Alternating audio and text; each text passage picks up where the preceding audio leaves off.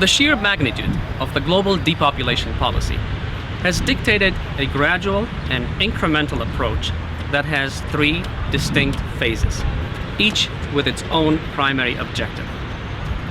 It was understood early on that engineering a population reduction would take multiple generations and require long-term commitment, anywhere from 100 to 150 years.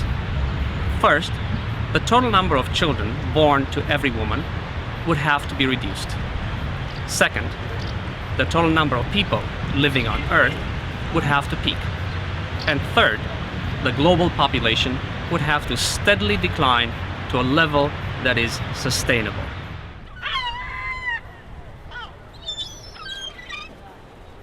This process is called the demographic transition, and it is the world's greatest work of social engineering, dwarfing in effort and resources anything else that humankind has ever attempted. It is like forcing a river to flow backwards, a completely unnatural process. Extraordinarily, it is also the world's greatest secret, as it is being accomplished without the people's knowledge or consent. The first phase, the population control phase, spans the entire second half of the 20th century. During this phase, from 1950 to the year 2000, the overarching goal of the international community and the depopulation lobby has been to bring down the total fertility rate of every country on Earth to no more than 2 children for every woman, the so-called replacement level fertility. The idea being that if every couple on Earth has only 2 children, then the population will neither grow nor decrease and would remain stable for all times. Therefore, every country would be able to manage its resources and live within its means. It must be remembered that at war's end in 1945, the global population doubled every 30 years due to very high fertility rates and greatly decreased mortality rates, thanks to improvements in medicine, nutrition, and sanitation. Clearly, an unsustainable growth for a finite planet.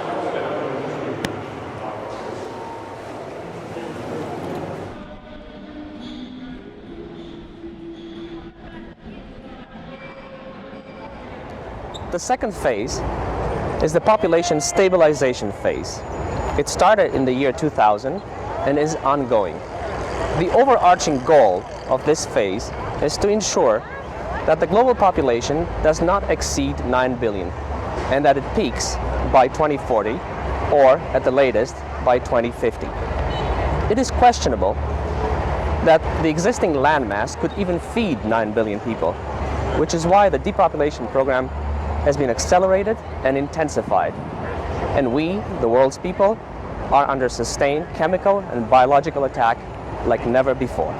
GMOs have been unleashed on the developing world to ensure that their fertility rates go down to replacement level fertility, while chemtrails have been unleashed on the developed world to ensure that the lifespans of the baby boom generation are shortened.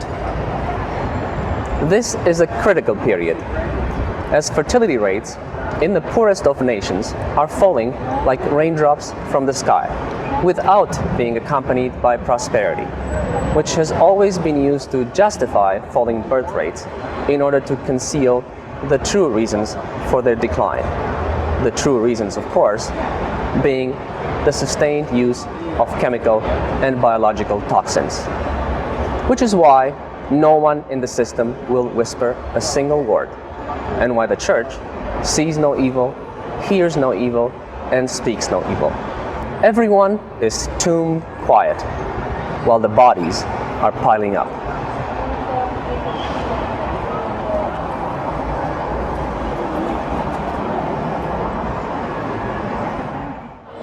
The third phase, the controlled depopulation phase, has already begun in several European countries, Russia and Japan, and will begin elsewhere as soon as phase 2 is completed, around the year 2050.